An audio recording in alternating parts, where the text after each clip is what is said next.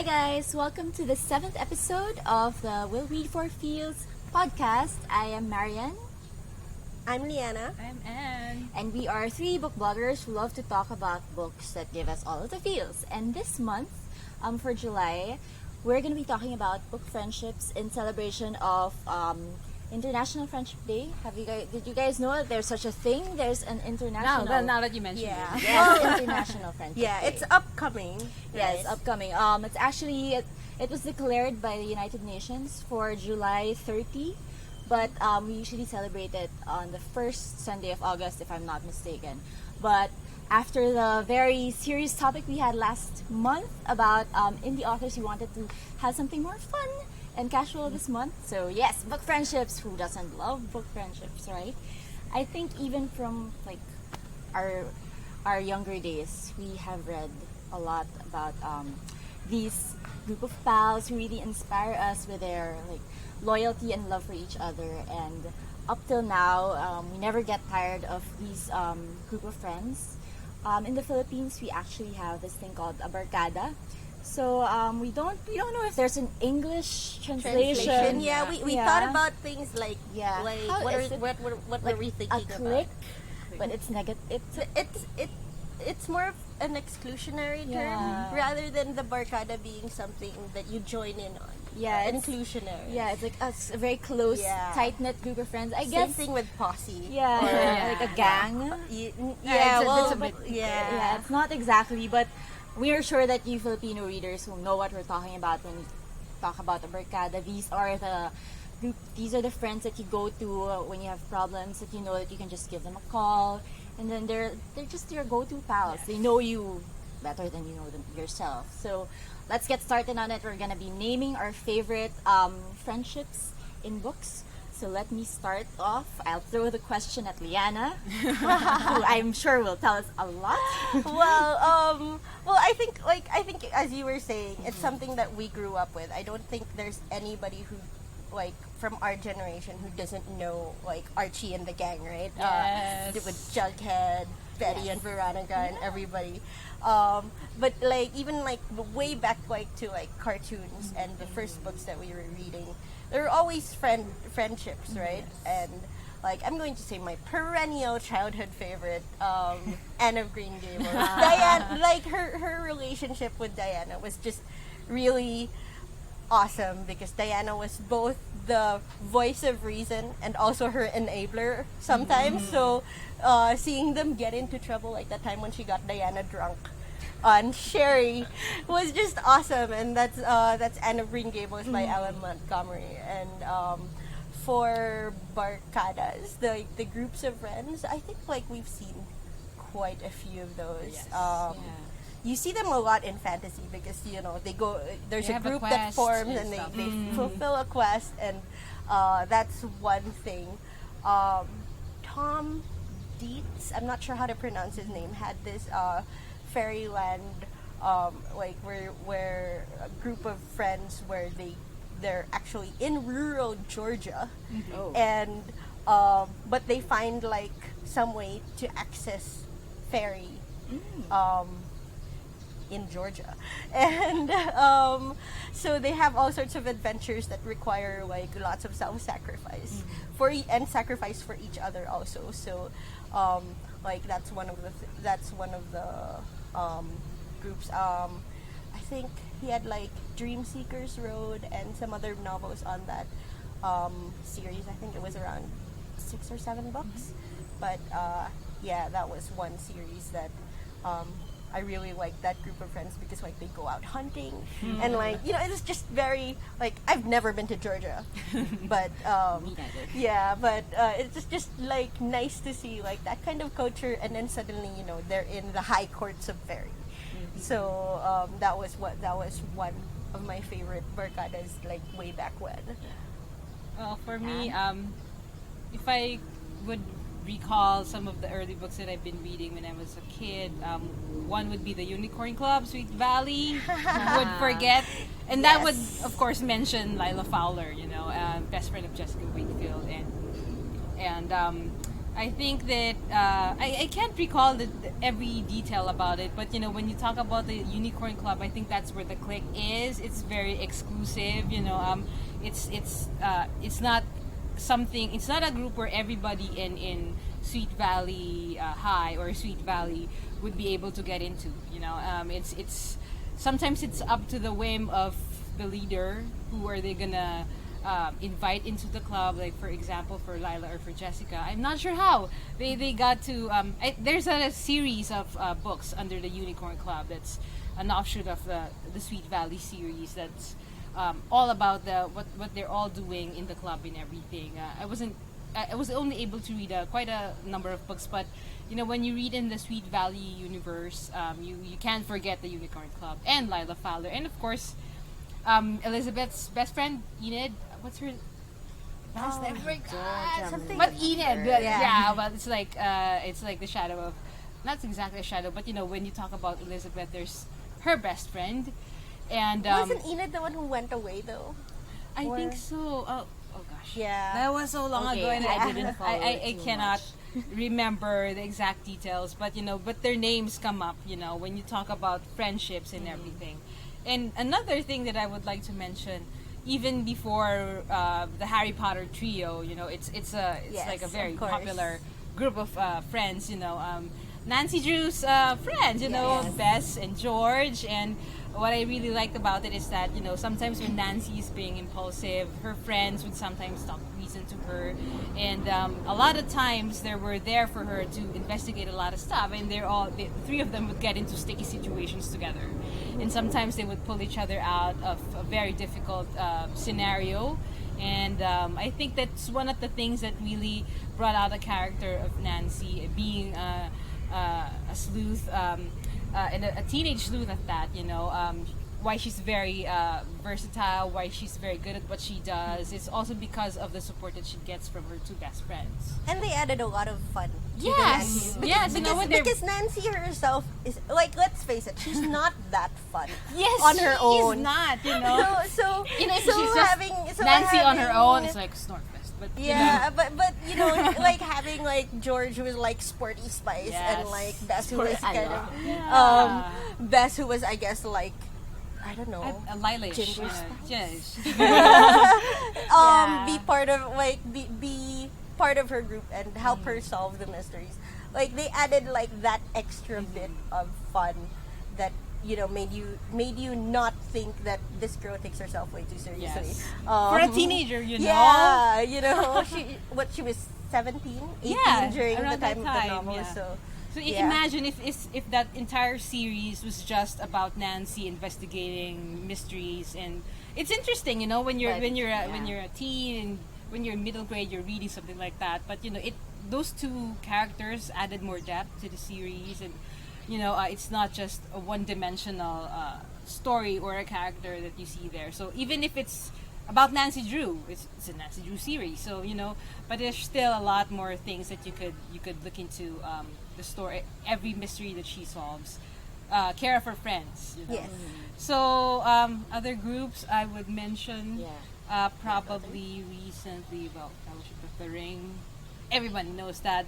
Most recently again, I'm gonna mention Tessa Bailey again. Oh my god. She has which this, friend? Which group is this? the super group in the Broken Beautiful Ah, series. yeah, I of love course, them. yes. I love The that three too. girls and the three guys were all hot. Yes. All of them are hot. I'm like, what kind of universe do these Yes, people it's live a requirement in? that they're It's like- barkada, their group of friends. Yes, a group has of to friends. I mean, the girls, for example, are hot, and we're being pursued by hot guys too. Yes. Where do these guys live? I mean, sign me up for that universe. But New New York. let's go to New York. I should have been in that travel podcast. I should have cited New York. And anyway, but it's exciting because Tessa is writing 3 books based on these 3 groups of people. And they're very interesting. They're very the romance is really, the chemistry is really off the charts. Hot. Hot. Very, very hot. And what another Tessa Bailey group that sorry that I'm currently reading right now, because I'm reading the arc of Up in Smoke, and there's this group of ragtag group of criminals that they've banded together to help solve a crime in Chicago, and they're very diverse because they're all ex-cons, or they have been institutionalized at one point in their lives, and they have specific. Institutionalized. Oh, sorry. No, that's crazy. But more of like they've been to prison at one point. In their, sorry. Okay, I was like, Okay, we were like, Yeah, because so like, one of the characters was in danger of being institutionalized. But these are ex-cons, and they have special abilities or characteristics, talents that they bring to the group, and it's more of like an X-Men on the contemporary side. You know? So it's very interesting. You get to see someone who is a con artist who is very adept at changing his mannerisms. It's more of like a Jack and Nagar. okay, now I want to read that. You You're should so read it. lucky. She got an advanced copy. Yeah, but it's coming out in June 23. Okay. So you could definitely watch out for that. So criminals, ex-criminals who are like doing good. And, I guess we know where our next salary is going. So you're going. It's going. I have a to Tessa couple of Bailey more, but again. I'm Well, gonna. by the time this podcast is out, the book will be out. So Oh yeah. it's Yes, cool. yes. we'll definitely Yeah. share a buy link for that. Yes. Yeah. And I'm gonna review it. So anyway, Check it out. Marian, Yeah. before I take over this No, podcast, For me, I think when I was younger, instead of Sweet Valley, I really read more of the Babysitters Club. I love their friendship because it's so cool because they're so entrepreneurial in the sense that they came up with this like business where they babysit how many are the they? kids. in They're the a lot. group? Like they started, Are I they think 10? like 5 or 6, and then they started out, and then they like expanded to like 10, 12. Wow. They're a lot, but like the basics are like Christy, Marian, Claudia.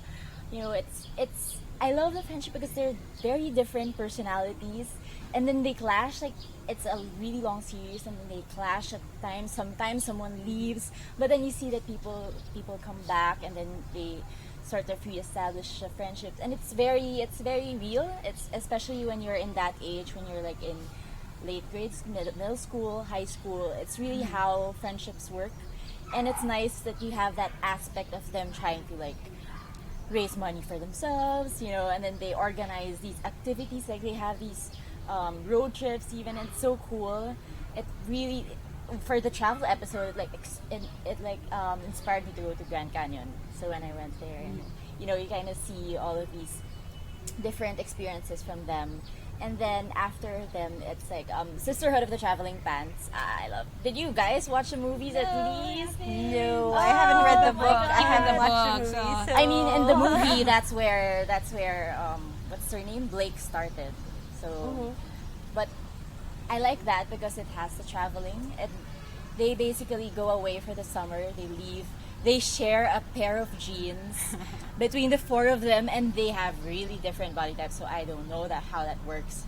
But it's nice to see how they keep the friendship going, even like in the distance. And I think that's something that, I mean, now it's very common for us to have friends across the world. It's nice to see how technology helps. For them, they actually send the pair of pants from city to city, and even all the way to Greece.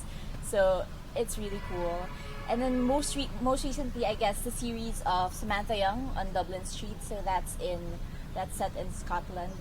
I like their friendship because they don't really start out as a gang per se, but it's like people keep coming in, and then when you get these couples, the couple, he has a common friend who brings that common friend into the group, and then it's really something that you can relate to. As you said about Tessa Bailey, it's really hot. The relationships are hot. The friendships are really heartwarming, and then you get the family aspect too, because like you have some people in the group who are actually siblings, and then you see the relationship with their families, and yeah, I just love that whole like holistic aspect of it. But Liana, I'm kind of curious because you only mentioned like these 2 groups, Yeah, and then well, since Anne mentioned, the beautiful people friends, I feel like I have to mention Anne Rice's Vampires. Yes, Louis yes. and Lestat. Yes, Just BFFs. Yeah, and then even the expanded one, Daniel, after They turned him into the the interviewer. Yes. Okay. And then David, who was like an old man, except during the Body Thief book, he got put into a young man's body, and the young man's whose body he took was really hot. Wow. So like, you know, even like the senior citizen got a hot body and turned into a vampire. So you know, it's just gonna be hotness after hotness after hotness. Talk about reset, right? Plus, you know, like in Anne Rice's world, which started with Interview with a Vampire, then you know, the Vampire Lestat, Queen of the Damned, that kind of thing. When you get turned into a vampire, you become the most beautiful version of yourself. So it's like an instant makeover. Okay. When you get turned into a vampire, that's why like Claudia, the vampire child, got turned into like almost like a porcelain doll kind of. I think they were comparing her to a Botticelli angel because she looked like a work of art, like a living work of, well, not living, undead work of art. But you know, just the fact that instantly when you get you know, recruited into the vampire club, you become instantly hot. So We sign up for that. Where do we sign The up? undead, Yeah. the undead club. So yeah, that was one of mine. Well, you guys know that if Anne has her Tessa Bailey, I have my JD Robb. Yes, And Eve please Dallas do. does have like a really nice group of friends. Like when it started out, she only had like one or two friends. Yeah.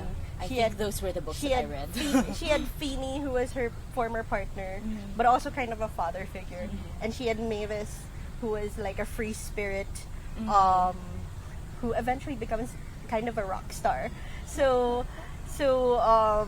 and then later on, more people got added to her group of friends.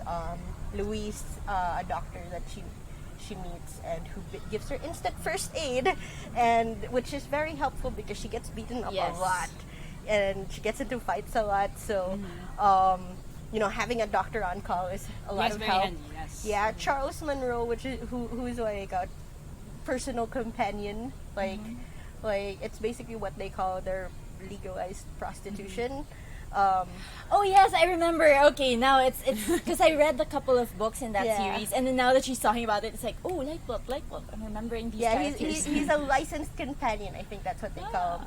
And like he becomes like one of their group of friends also. So and then of course her new partner Peabody becomes her BFF apart from Mavis. So that's like actually there are quite they explore JD Robb explores that relationship quite a lot in the book. So it's really well developed now because I think there are 40 books in. Wow. So If I'm yeah. gonna start, that's gonna be a long read. Yeah, you said that for like a long vacation. although you know, if you start with the first few, like I feel like it's one of those things where if you start with the first few books and then just like intermittently read you'll be okay. Since like the core of the books are usually the mystery anyway. So the love story is like a continuing theme, but it's not like the main story of the book. Yeah, I think you like that. Because I I read a need to couple of- read a yeah. couple of mysteries and Yeah. stuff. Yeah. You know, just to add variety to stuff I read because I read a lot of Well, it's more of romances. like suspense, I guess. Okay, yeah. So Works for serial me. killers. Yes, Lots please. of serial killers. Oh, I should also mention that JD Robb is actually the alter ego of Nora Roberts, and Nora Roberts has a lot of like trilogies and quartets where she features groups of friends. Like for example, the Three Sisters Island series, where it's a trio of witches. So you get supernatural, you get love, you get small town romance. So you know all the things that I love, right in that like Yeah. one series of 3. Yes. And like I know you've read Nora Yes, Roberts. actually, also. I've tried reading JD Robb, but I think I really lean more towards the contemporary, or at least the romance side. So I love Nora Roberts series. So we talked about it also in our travel episode, actually, because her books are usually set in different places, right? And then you have these groups of friends who. The cool thing about like the Three Sisters that they have this goal, and then in each book it features a different couple, a different friend, and then you see the stakes going higher. So it's not just about the friendship. There's an individual aspect to it, but then you also have the friendship in that they really support themselves. They really support each other, which I think is really what we like seeing in these friendship books about friendship, right? Do you have Yes. other things to add? Other books I that think you're- that one of the things that I would want to reiterate in the things that we've been talking about, friends and stuff. It as I mentioned before, that it adds a lot more depth and a lot more flavor into the story, and I think that's one of my key takeaway in this discussion is that basically, it's sometimes the plot itself it's an interesting thing. It can carry the story, but when you have supporting characters that that become the main character source of a devil's advocate or an enabler or someone who is a bad influence and stuff. So basically just what we experience in everyday life, and that gives more texture, more insight into the story versus just the main character herself or himself. And it's more interesting, especially if the author continues the story or Yeah. of the friend. That's Yeah. something that's you build up that up into a series, and it gains a following. So it solidifies the group a lot more and that series a lot more. Well, and also I think because you mentioned like right how friends often they know you better than you know yourself, and sometimes that also means that they know what you're capable of more than you know. So that translates also into friends in books, because sometimes the way that they react to characters doing something is what tells you that something is out of character for that character, or something like the way that they support a character to do something that the character doesn't Yeah, think and- that they can do. I think that really adds like like a richness to Yes. the characterization of the main character. And sometimes in the plot, the friend is the one who moves the story, Yes, right? yes, yeah. When the main character is having a conflict, they're in a conflicting situation, and the friend is the one who gives the advice, especially advice if the in main romance, character is not really very decisive. Yes. You have this.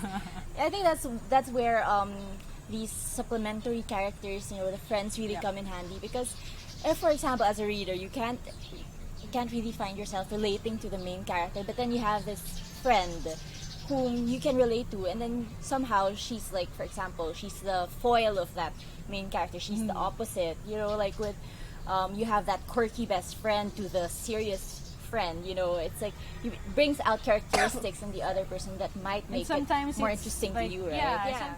So I think we've shared enough about our favorite book friendships. Now it's your turn. We would love to hear about which book friendships have really stayed with you and that you keep going back to from time to time. Who Don't- are the friends you wish were your friends? Yes. Yes. Oh my gosh, now I can think of someone. But anyway, we would love to hear more from you. Just leave us a comment, send us a tweet, message us on Facebook, and we might just feature it as well. Or if it's a group of friends we haven't discovered, we would love to get to know them also. So again, I'm Marian, I'm Liana. I'm Anne. and we would like to thank you guys for joining us during this our episode of We'll Read for Feels podcast. Don't forget to read our reviews and check out our features on www.willreadforfeels.com. Yes, and follow us on social media. On Facebook, we're just facebook.com/willreadforfeels. And on Twitter, we are at willread4, that's the number 4 feels, so we'll read for feels. Yes, and don't forget to also follow us or view our other podcast episodes here on YouTube. So you could just do a search on We'll Read for Feels on YouTube. Yes, we also have author interviews, Yes. and we will hopefully have other features as time goes by. So again, thank you, and hope to see you again next time. Bye. Bye.